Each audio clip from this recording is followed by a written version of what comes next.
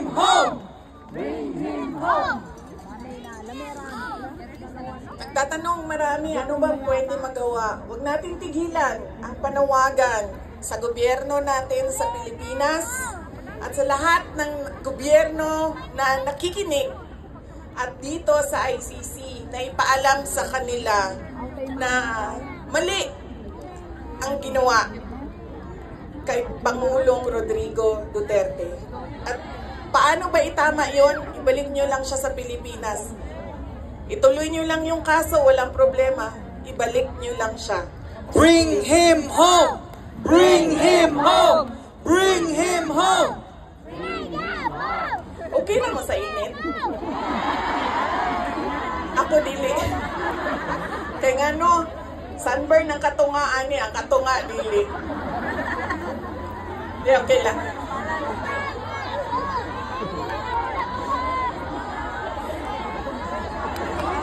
Hindi, okay lang, okay lang. Luangan lang tamo. Naka-ready ang sunblock din doble.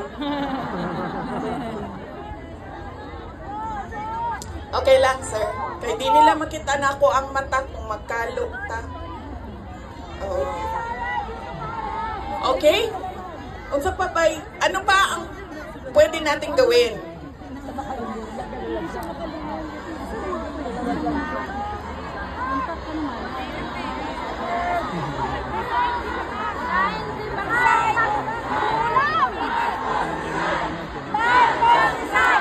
Marcos resign! Marcos resign! Marcos resign! Marcos resign! Marcos resign! Marcos resign! Kayo nagsabi niyan, hindi ako ha. Bukas, suspended na kayong lahat.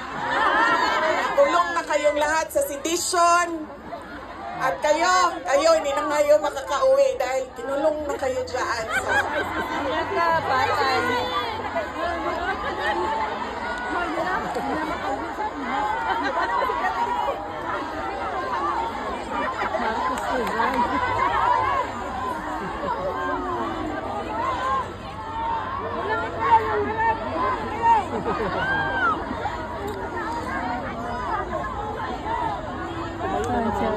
And that relates to transparency and accountability.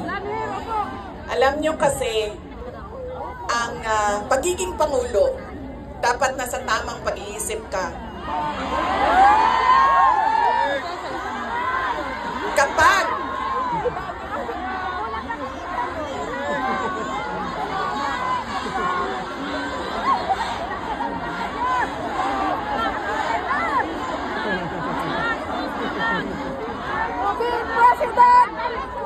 dahil nasa mga pulisiya mo at desisyon mo ang kinabukasan ng kabataan at ng bansa.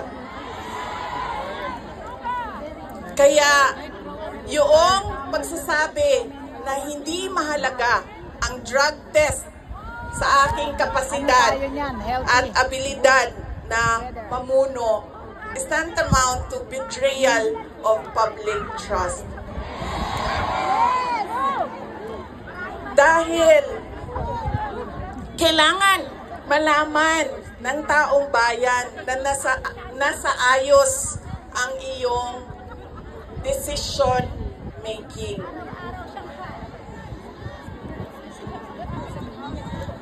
Kaya hindi lang naman natin pwede sabihin Marcos resign. Bakit ba kailangan resign?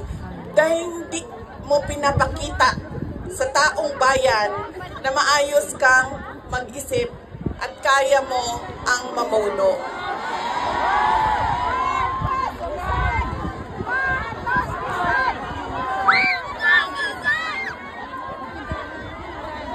Madaming mga tanong na nasa loob na ng korte. Ang PhilHealth, ang pagkuha ng pondo ng PhilHealth para bang naging pyramiding ang ginawa nila sa budget ba? Kumuha sila ng kulang ang pera dito, kumuha sila sa ibang source para isalpak dito, ay nahanapin na naman sa ibang source yung nagiging juggling at parang pyramiding na ang nangyari sa budget. At kung nakikita ninyo at naiintindihan ninyo ang budget, karamihan doon pamigay lang ng mga politiko na tinatawag nating ayuda. Bullshit na ayuda na yan. Hindi ka mabubuhay dyan. Tumakbo kami sa plataforma ng unity at continuity. Continuity, kasali na doon ang big ticket projects o mga build projects ni Pangulong Duterte. Pero wala kayong nakikita ngayon na development projects.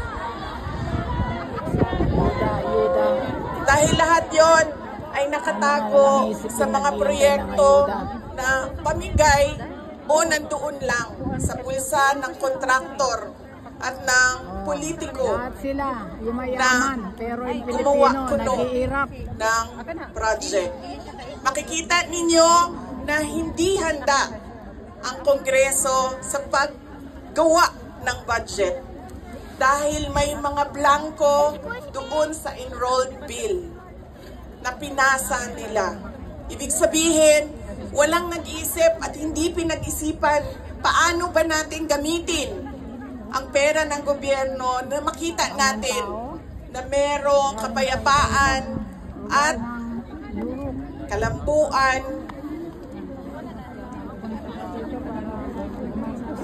kauswagan sa ating bayan. Noong ako ay tinanong noon bakit ako nag-resign sa Department of Education. Sabi ko, unang-una personal yon. Meron kaming personal na hindi ko gusto na ginawa niya sa akin. Pangalawa, dahil sa loob ng Department of Education. Sinabi ko na itong noon, personal ko to na experience. Yung budget ng school building program ng Department of Education, pinaghati-hatian lang sa loob ng House of Representatives. Noong unang taon, nagawan ko ng paraan. Sabi ko, hindi pwede, sige, kung yan ang gusto ninyo, yan ang makapagpapasa ng budget. Para magkaroon ng budget ang Department of Education, dadaan pa rin kayo sa validation ng regional offices ng Department of Education. Pag sunod na taon, naisipan na nila kung ano ang gagawin nila at hindi nila ma-deny ito dahil nakikita ninyo sa papel. Kaya wala din kumukontra sa akin dahil nakikita sa papel. Ang ginawa nila, gumawa sila ng sarili nilang listahan. Doon nakikita mo, pinaghati-hatian nila ang school building program at inattach nila sa General Appropriations Bill na sinabmit nila sa Senado. Sinabi namin sa mga senators, nakita nyo ba kung anong ginawa? Sabi nila, oo, nakita namin kung anong ginawa ng House of Representatives. Sabi ko, please, hindi natin masasolve ang problema ng school building program kung ganito lagi ang nangyayari sa budget ng new construction. And meron pang ibang problema sa loob ng budget. Sinubukan ng mga senators na tanungin, pasagutin, sumasagot, yes, pero pagdating sa BICAM, anong nangyari? Wala namang totoong BICAM kung saan pinag-uusapan ang paggamit ng pera. Ang desisyon lang na nandun ay kay Zaldico, nung panahon ko, kay Zaldico at kay Martin Romualdez. At diretsong pinapapirma sa malamang tao na hindi nagbasa o hindi binasa ang buong budget. Kaya walang nakakita o hindi nila nakita dahil hindi naman binasa na may blanco doon at pwedeng lagyan ng kahit anong amount yung mga blanco sa budget. Madaming katanungan, madami ang problema ng bayan. Kaya lagi ko sinasabi, hindi kami ang problema ng bayan. Ang problema ng bayan ay ang governance mismo ng Pilipinas. Yan ang problema ng bayan. At dahil may